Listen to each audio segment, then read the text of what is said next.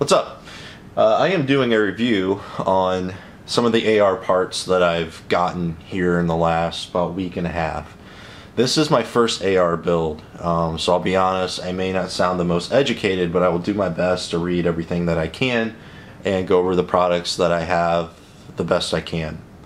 So this was one of the first products that I picked up, and everything that I've read and I've seen basically says that the trigger, bolt carrier group, and then the barrel are basically the heart and soul of the gun.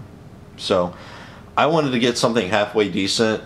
I didn't really want something like, basically, okay, so what this is a super dynamic, which basically basically tells you that the trigger has a flat bow to it, and this is the enhanced.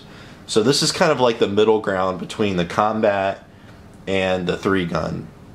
I didn't want something as stiff as the 3-gun, and I didn't want something that I could blow on or a little bit of wind hit it and the trigger, bump the trigger and it fires. So I wanted something in the middle ground.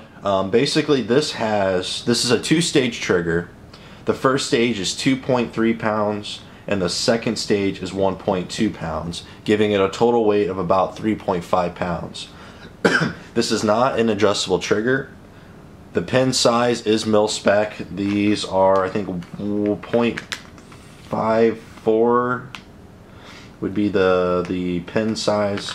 Now, there's also been a lot of questions, can I use the K&S anti-roll pins with this? They don't recommend it, and the reason being is that the spring basically sits on the hammer pin, and the hammer pin has got 2 little slots. Basically, if you're looking at my finger, you're looking at the rolls of my finger, you've got the center slot that's basically on the standard pin, but their pins will have a slot here and a slot over here, or it'll have the double slot on the one side. So they say not to use the K&S anti-roll pins because that roll pin, and I can actually show you, that roll pin is actually flat. I actually bought it not knowing that when I bought this trigger, and then I started doing a lot of research more into the trigger and installation, and then I saw that and I was like, well shit, I just wasted, you know, what, 34 bucks or whatever it was. But I ended up selling it. It's actually sold, and I'm gonna grab it here out of my box of goodies if I can find it. Here it is.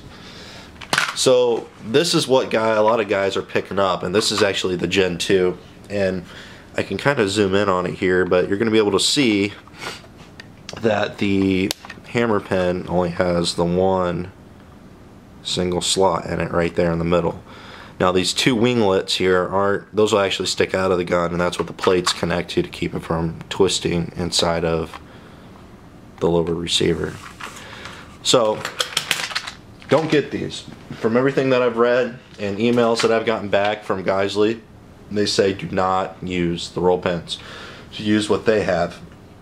And I've seen mixed reviews. Some guys say they don't move, they haven't, you know, walked anything. But then I've also seen some reviews of people saying that they have. So I think it has a lot to do with installation. Now, installation of this guy is supposed to be really easy. I haven't done it yet, but the instructions are on the back, and they're very short, and they seem pretty easy. You know, when they're 4 steps, to me, that's pretty easy. It does ship with some lube. You can see that right here. They recommend pretty much using all of that. So, you know, be very liberal. Don't be conservative about it. Get in there and lube it up.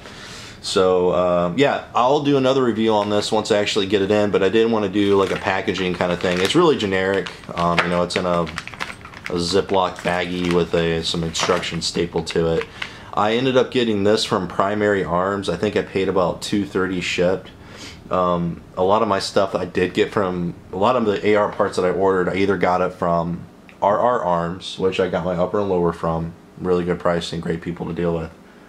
I got most of everything else, the majority big bulk stuff from Primary Arms. Their shipping, literally, I placed an order on Eastern Standard Time. I placed an order at 4 o'clock and it shipped the same day. So, and they're over there in Texas, so they're Central Time, so they're going to be an hour behind me. So it would be like, what, 3 o'clock for them. And it shipped, and I get stuff from them. They typically send either USPS for small stuff or FedEx for if you like order a barrel and a forearm and everything else. They'll ship they'll ship FedEx, and I usually get that stuff in 3 days. So, also another great company to order from is Barn Armory. It's a small shop. It's a small run corporate company, but I called and I talked to the guy for like 15 minutes on the phone, and he's a great guy, and he's the owner of the company. So I really recommend going to them before you actually shop anywhere else. I would actually take a look at those guys. He did me a huge favor in getting something out quickly for me, and I really appreciate everything that he's done. So I would definitely take a look at Barn Armory, and I'll link that in the description on my video. So this is the trigger. Like I said, it comes in this real generic packaging. It's all, you know what, I actually don't know what the trigger's made out of. It's either made out of, I think it's made out of a hardened steel, but it's really solidly made. It's not like one of those, you know, poly triggers or anything else like that. So I'm excited to get this thing in. Like I said, I'll do another review, but so far everything that I've heard is the super dynamic. If you don't like a bell curve, which is basically your typical C-shaped trigger, if you're not a fan of that, then, or if you're willing to kind of think outside the box, get the super dynamic enhanced, because this is going to have, it's going to feel like less weight when you're pulling the trigger because you don't have that bell to deal with. I messed with one at a local gun shop. The guy that I know that works there, he had an AR there for me to mess with, and it had the flat bell curve and flat trigger bell, and I loved it. It felt amazing to me. It's like, why don't I have why is my, you know, personal handgun not this way? I love it. So look these guys up, take a look at them. High quality stuff, made in America, great company. If you have any questions on this, let me know. Like I said, I will try to do a follow-up review once I get this in the gun to kind of show you the initial trigger pull, the second stage, and then the first stage break, and then the reset. I'll try to get a video of that, but there are a lot of them out there. You could probably find that. So this is the packaging. Comes with everything you need to install it into your current AR. Sorry, my phone's going off. And if you have any questions, let me know, guys. I hope this helps you out at least a little bit. And yeah, see you guys later.